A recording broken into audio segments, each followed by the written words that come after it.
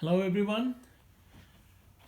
Today we're gonna study the difference between classical school and Keynesian school using some examples so you'll understand what's going on. So we're gonna study the classical school and then we're gonna study the Keynesian school using some real life examples.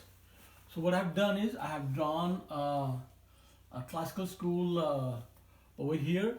Here's the aggregate supply. As you know, the classical school believes the aggregate supply is fixed, is determined by four factors of production: technology, market institutions, and our culture. So according to them, aggregate supply in a given time is fixed.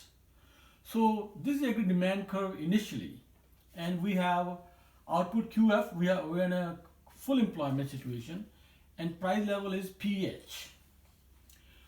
So now imagine that there is a stock market crash or people are worried about the future and they don't want to spend their money. So aggregate demand shifts leftward. So what they're saying, shifts in aggregate demand impacts only price level. You can see the aggregate demand is shifted, but all output is the same over here. But the price level has come down from here all the way over here. So shift in aggregate demand impacts only price level. AS is vertical. And they make no distinction between short run and long run. For them, this aggregate supply curve, short run or long run, is the same. So according to them, act of production leads to income. When firms produce things, they have to pay. So that leads to income for people. And this income is in the form of wages, rent, interest, and profit. So let's say these producers produce 1 million cars and $20 billion worth of income is generated. They pay wages, rent, interest, and profit to produce these many cars. And now all the income generated, $20 billion, needs to be spent on production. So in order for the economy to keep humming, all this income that they generate needs to be spent on all the cars. So this process can go on. But sometimes if people do not spend all their income, let's say in this case, they got $20 billion worth of income, they spent only $19 billion, even though their income was $20 billion. So if they're not spending all the income, that means some cars are not sold. They are left unsold. So this producer has this unsold car. So what they're gonna do? Producers gonna drop prices to sell these cars they were not able to sell. So they're just gonna lower the prices and try to sell it. So that's where comes the flexible prices. When all the production are sold through flexible prices, they will sell all their products. Remember, classical school believes in flexible prices, flexible wages, and flexible interest rates, which allows the market to clear and achieve full employment again. So now, producers lay off employees because remember, they were not able to sell all their cars. So in the next round, they're not going to need that many people, so they will lay off some employees. Laid off employees put downward pressure on wages. Now there are a lot of people laid off, so there's a lot of people looking for work. So this downward pressure will lead to lower wage. Lower wage results in other employers hiring these employees that were laid off. So that's where the flexible wage part comes in. Because a lot of people are laid off and now there's going to be downward pressure on wages, so wages will fall. So now some other employers will come in and hire these people. So money not spent, remember they only spent $19 billion versus 20 they earned. Money not spent on cars lead to more saving than normal. This leads to lower interest rate. Lower interest rate encourages people to buy goods that are sensitive to interest rate, like for example cars, houses, and business investment. So that's where the part flexible interest rate comes in. So now see, through flexible wages, flexible prices, and flexible interest rate, the market will clear. We'll have again full employment, economic activity. This adjustment process, according to them, is fairly quick. So that's what classical school believes in. So now let's look at what the Keynesian believe in. So now we're going to look at the Keynes school. So again, we have a price level over here on the y-axis. We have real GDP on x-axis. And here is the aggregate supply curve from the classical school, which Keynes believes is the long run. Remember, classical school, they do not make a distinction between long run and short run. Only Keynes does. According to Keynes, there are two supply curves. Long run, that is classical, and a short run, which is flat over here, then sloping upward, and then it becomes vertical. So this is the short-run aggregate supply curve. So let's say initially, this is the aggregate demand curve over here. So aggregate demand curve, aggregate supply curve, short and long run, they all meet over here, and we have full employment. So I have a quantity at full employment, 95%. That means 95% people are employed. So let's see what Keynes is saying. What he said, AS is vertical in the long run. The aggregate supply curve of classical school, he says it's a long run.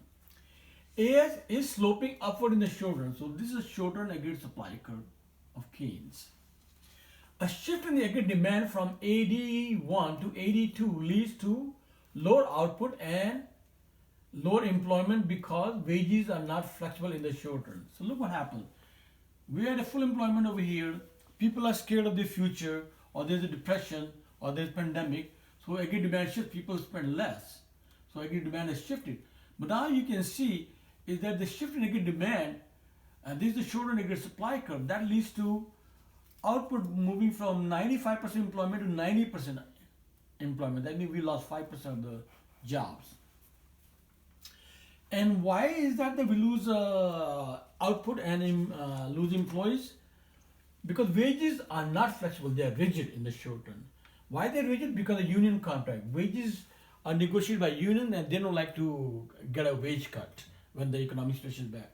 Also, people have unemployment benefits. So when you're laid off, you're a union worker, since you are getting paid to stay home until the situation improves, you're not gonna take a job with the lower wage rate, And third, employers are unwilling to ask employees for a wage cut because they believe if we ask for a wage cut, that will lead to bad morale in the labor. So they also do not ask. So because the wages are fixed and employee production costs are also fixed, they are not able to lower their cost of production. So what they do is, in turn, they just lay off people because their sales has come down. They're going to lay off people. So lower demand for their products leads to layoffs. See here, layoffs from 95 to 90%. Economy may be stuck at this lower employment for a long time. So we move from here, full employment over here. And according to Keynes, we may be stuck here for a long time. But he says government can intervene to solve the problem. What he is advocating, that if people are not spending money, because of lack of spending, the aggregate demand move, government can spend. Government spending can move AD2. So here's the aggregate demand curve that has led to a lot of job losses. So people are not spending, government can spend. Government can either spend money or they can give us a tax rebate and encourage us to spend. So either way, either government spends the money or they give us a lot of tax rebate in order for us to buy more. That's what is happening right now. Government is sending everybody $200 check in order for us to encourage to buy more,